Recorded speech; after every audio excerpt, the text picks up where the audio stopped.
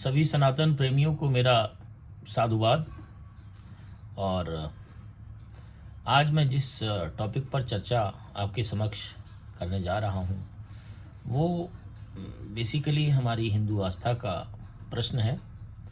और जो हम बचपन से सीखते आए हैं और जैसा हमने पुराणों में पढ़ा है, जैसा हमें गुरु परंपरा से सिखाया गया है, हमारे शास्त्रों में जो वर्णित है उसके अनुसार हमारे समाज को, हर व्यक्ति को देखने की ज़रूरत है।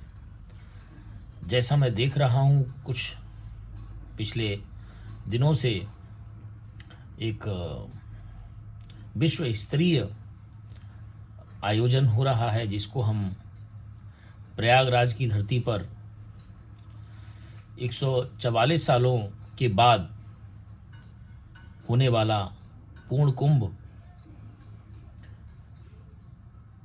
मना रहे हैं। ये एक सनातन संस्कृति का पर्व है। ये एक ऐसा पर्व है जहाँ पर हमारे विचार, हमारे संस्कार वो देखने के लिए देश विदेश से लोग आ रहे हैं। और आए भी क्यों ना, क्योंकि हमारी संस्कृति, हमारी सनातन परंपरा इतनी पुरातन है जिसका वर्णन सभी पुराणों में वर्णित है, सभी ग्रंथों में वर्णित है। तो उन ग्रंथों के बारे में अगर कोई व्यक्ति प्रयागराज की धरती पर जाकर सिर्फ एक आडंबरपूर्ण व्यवहार करके मीडिया का ध्यान आकर्षित करता है तो बड़े दुख की बात है, मुझे कहना पड़ेगा कि हमारे मीडिया को ये सोचना चाहिए कि वो किन लोगों को तरजीह दे रहे हैं। वो ऐसे लोगों को तरजीह दे रहे हैं जो पढ़े लिखे तो हैं, जिन्होंने आईआईटी कर रखा है, लेकिन सिर्फ पढ़ने से कुछ नहीं होता है। अगर देखा जाए तो रावण भी इतना विद्वान था, जो विद्वता का प्रतीक था, जिसने सभी ग्रंथों, सभी पुराणों को कंठस्थ याद कर लिया था। यहाँ तक उससे बड़ा कोई शिव भक्त नहीं था। लेकिन उसके अंदर क्या था? उसके अंदर अहंकार था, उसके अंदर दूसरों का सम्मान न करने की एक प्रवृत्ति थी। और मुझे लगता है वो मतांध था और वो ज्ञान रहते हुए भी वो अज्ञानी था। इसी क्रम में मैं बात कर रहा हूँ एक अपने आप को सो कॉल्ड बाबा कुंभ नगरी में एस्टैब्लिश कर रहे हैं, जिनको आईआईटी वाले बाबा कह के बुलाया जा रहा है। मुझे तो लगता है वो पहले आईआईटी शब्द उनके लिए काफ़ी कम है, क्योंकि जिस बच्चे को माँ बाप ने इतने मुश्किलों से पढ़ाया हो, जो उसकी एक अकेली संतान हो, और हालांकि उनके 2 बेटियां भी हैं बट बेटा उनके यही है, तो उस बेटे को उन्होंने 18 साल की उम्र में ऐसा माहौल दिया जिस माहौल में बच्चा पढ़ के आईआईटी में पहली बार में चयनित होता है।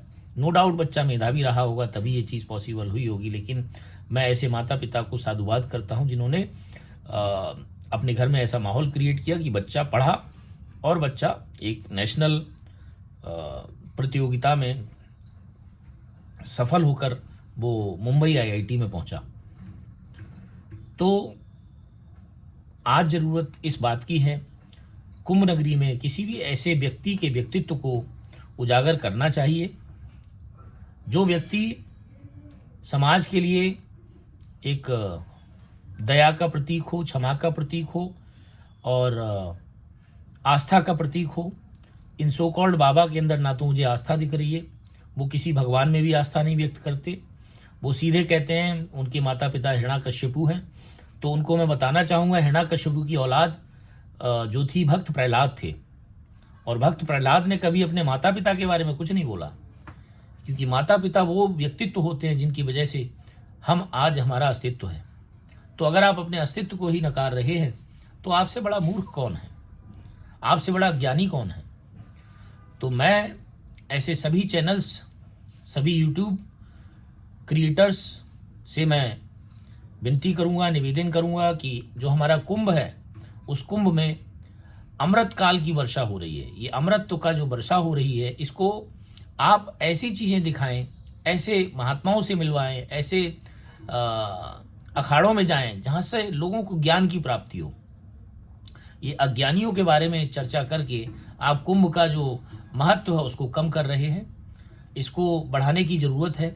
ऐसे ऐसे सो कॉल्ड लोगों के लिए ज़रूरत है हमारे शासन प्रशासन उनकी एक जांच कराएं, सघन जांच कराएं, जिससे कि उनका मेंटल स्टेटस पता चले कि वो कहाँ पर किस स्टेट में इस तरह के बयान दे रहे हैं। इतने पढ़े लिखे व्यक्तित्व होने के बाद जो माता पिता का सम्मान ना करे, भगवान शिव के बारे में अनर्गल बातें करते हैं। हमारे जो सर्वोच्च कोटि के अखाड़े हैं जिनमें जूना अखाड़े के लिए वो अनाप शनाप बोल रहे हैं, तो वो जिससे 15 दिन पहले अटैच हुए उसको अनाप शनाप बोल रहे हैं। जिसको वो अपना पर्याय मानते हैं कि मैं शिव हूँ, वो उनको अनाप शनाप बोल रहे हैं। जिनके द्वारा वो पैदा किए गए माता पिता उनके बारे में अनाप शनाप बोल रहे हैं। तो ऐसे व्यक्ति पर लगाम लगाने की ज़रूरत है और मुझे लगता है कि उन्हें एक लंबे आराम की ज़रूरत है। उनको एक अच्छे मेडिसिन या मेडिकल ट्रीटमेंट की ज़रूरत है, जिससे कि वो अपने जब होश में आए तो कम से कम उन चीज़ों का दोबारा से इस तरह का बयानबाजी ना करें, जिससे हमारे समाज में जो बच्चे आज आईआईटी के लिए अपना एक कहना चाहिए बेंचमार्क बना रहे हैं, आईआईटी जो क्वालिफाई करने जा रहे हैं, उनके लिए क्या संदेश दे रहे हैं। ऐसे नेगेटिव विचारधारा के व्यक्ति को महाकुंभ में रहने का कोई अधिकार नहीं है। वैसे तो हम एक स्वतंत्र देश के नागरिक हैं। जो भी चाहें हिंदू सनातन संस्कृति को बिलोंग करता है वो कुंभ में जाके स्नान कर सकता है, प्रयागराज की धरती पर वो जाकर कल्पवास भी कर सकता है। लेकिन ऐसे लोग जो समाज में जहर घोले उनको इस प्रयागराज की धरती से अलग किया जाना चाहिए।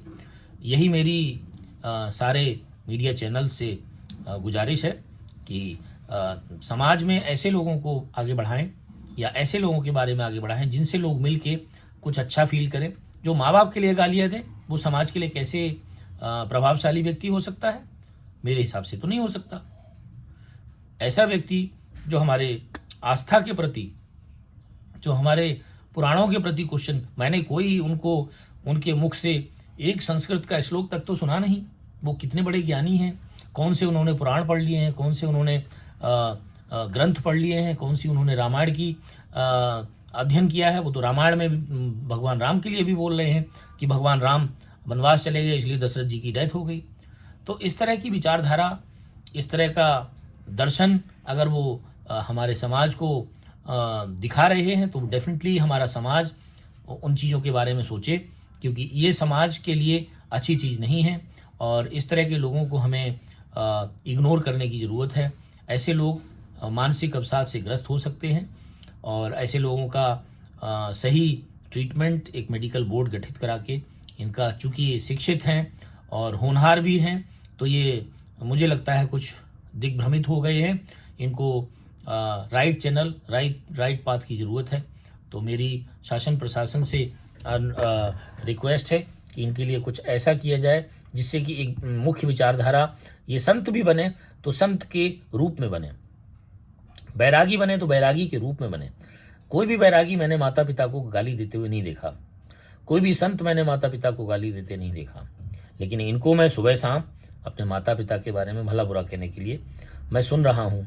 मैं काफ़ी दिन से वॉच कर रहा हूँ। मुझे लगा कि मैं इस बात को आप सभी के समक्ष रखूँ, क्योंकि ये समाज में कुरीति फैलाने का एक कुचक्र हो सकता है, समाज को विघटित करने का कुछ कुचक्र हो सकता है कहीं ये नशा प्रवृत्ति के शिकार हों, तो उसकी भी जांच होनी चाहिए। क्योंकि सनातन परंपरा में माता पिता का सम्मान करना ही सर्वोपरि है और हमें अपने पुराणों का, हमें अपने ग्रंथों का अध्ययन जरूर करना चाहिए। उसमें क्या अच्छा है, उसमें क्या हमें धारण करने योग्य है, कि किसके धारण करने से हम एक नए समाज को बना सकते हैं, हमें इस ओर ध्यान देना चाहिए। मैं सभी चैनल, सभी यूट्यूबर्स से रिक्वेस्ट करूंगा उनके मीम्स को बहुत ज़्यादा प्रसारित ना करें और साथ ही साथ आप जो करें वो ऐसा करें कि किसी भी ऋषि, किसी भी संत के व्याख्यानों को इस प्रयागराज के महाकुंभ के दौरान हम सभी को सुनाइए। हम सभी उन चीज़ों को सुनने के लिए कहना चाहिए उद्दुलित हैं और उत्साहित हैं कि यदि आप इस तरह का कोई कंटेंट हमारे बीच लेके आते हैं, जिससे कि हम समाज को एक नया वैल्यू एडिशन कर सकें। इन्हीं शब्दों के साथ मैं अपनी वाणी को विराम देता हूँ। फिर किसी नए टॉपिक के साथ आपसे दोबारा मुलाकात होगी। तब तक के लिए धन्यवाद।